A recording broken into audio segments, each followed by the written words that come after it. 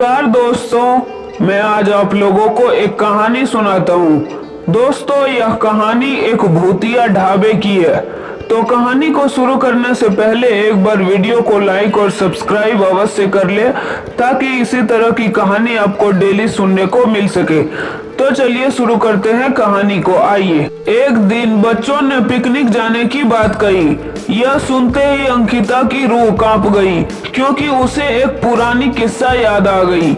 ये बात तब की है जब अंकिता 10वीं कक्षा में पढ़ रही थी। एक दिन टीचर ने पिकनिक का प्लानिंग बनाया। अपने ही सभी दोस्तों के साथ अंकिता ने भी जाने के लिए हाँ कर दी। पिकनिक पर जाना था पावागढ़। पूरा स्कूल पिकनिक पर जा रहा था, इसीलिए करीब 30 बस सभी बच्चों को लेने जाने के लिए तैयार थी। अंकिता अपने दोस्तों के साथ सबसे पीछे वाली बस में बैठ गई। सभी हंसते मस्ती करते हुए बस से जा रहे थे। तभी कुछ दूर जंगल के पास पहुंचकर उसी बस से तेज आवाज आई। ये वक्त रात के करीब 1:30 बज रहे थे। ड्राइवर गाड़ी से बाहर निकला तो उसे पता चला कि टायर फट गया है। ड्राइवर ने सबसे कहा कि बस का टायर बदलने में करीब 2 घंटा लगेंगे। आप सब नीचे उतर जाइए, मैं इसे बदल देता हूँ। आप लोग पास के ढाबे में जा सकते हैं, वहाँ गर्म गर्म चाय पी लीजिए और मैं इस टायर को फटाफट बदलने की कोशिश करता हूँ। ड्राइवर की बात सुनकर सभी बस से उतर गए और पैदल चलते हुए पास के ढाबे में पहुँचे। वहाँ एक बूढ़ा व्यक्ति चाय बना रहा था। इतनी रात को ढाबा खुला हुआ और किसी इंसान को चाय बनाते देख सबको हैरानी हुई। उस बूढ़े इंसान ने कहा, आप सब चाय पी लीजिए, यहाँ अक्सर लोगों की गाड़ी खराब हो जाती है, इसीलिए मैं भी अपना ढाबा हरदम खुला रखता हूँ। आप जैसे राहगीरों को कुछ मदद हो जाती है। उनकी बात सुनकर सबने चाय का ऑर्डर दे दिया। उन्होंने कुछ ही देर में सबके लिए चाय बनाकर मेज पर रख दी। चाय पीते हुए अंकिता की आंखें एकदम ढाबे की छत की तरफ गई। वहाँ अंकिता ने एक औरत को सफेद रंग की साड़ी में खुले बाल लहराते हुए देखा। कुछ देर बाद वो जोर जोर से हंसने लगी। भले ही हंसने की आवाज किसी को सुनाई नहीं दे रही थी, लेकिन अंकिता ने उसे मुंह खोलकर हंसते हुए देखा था। यह सब देखकर अंकिता ने डर के मारे आंखें नीचे झुका ली। कांपते हुए किसी तरह से अंकिता ने चाय दोबारा पीना शुरू ही की थी कि उसी वक्त जोर जोर से किसी के चिल्लाने की आवाज जंगल की ओर से आई।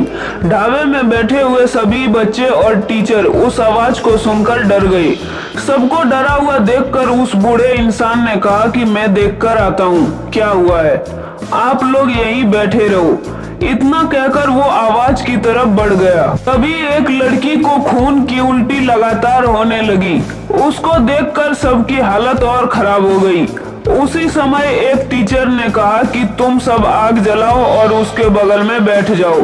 सबने मिलकर आग जलाई और गोल घेरा करके बैठ गए। टीचर ने सख्त लहजे में सबसे कह दिया कि अकेले कोई नहीं जाएगा। वैसे भी सब इतने डरे हुए थे कि अकेले कहीं जाने की हिम्मत हो ही नहीं रही थी। आग के पास बैठे बैठे 3 बज गए। तब कहीं जाकर वो बूढ़ा इंसान जंगल से लौट कर आया।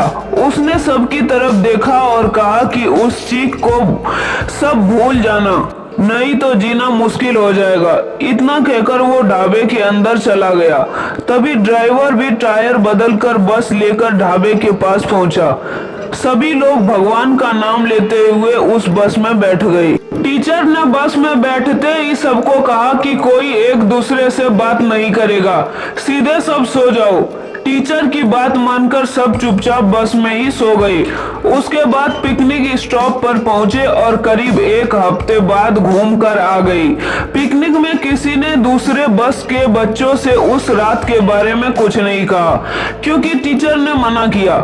लेकिन पिकनिक से लौटते ही सबने अपने दोस्त और दूसरी क्लास वालों को इस भूतिया घटना के बारे में बताया। आज पिकनिक का नाम सुनते ही यही भूतिया ढाबे की कहानी अंकिता के मन में आ गई और बच्चों को पिकनिक भेजने से उसे डर लगने लगा। तो इस कहानी से हमें यह सीख मिलती है कि बीती घटनाओं को भूल जाना ही अच्छा है, नहीं तो जीवन भर वो डराती रहती है। दोस्तों, अगर कहानी पसंद आई हो तो एक बार वीडियो को लाइक और सब्सक्राइब अवश्य कर ले, ताकि इसी तरह की कहानी आपको डेली सुनने को मिल सके। तब तक के लिए धन्यवाद, मिलते हैं अगले वीडियो में।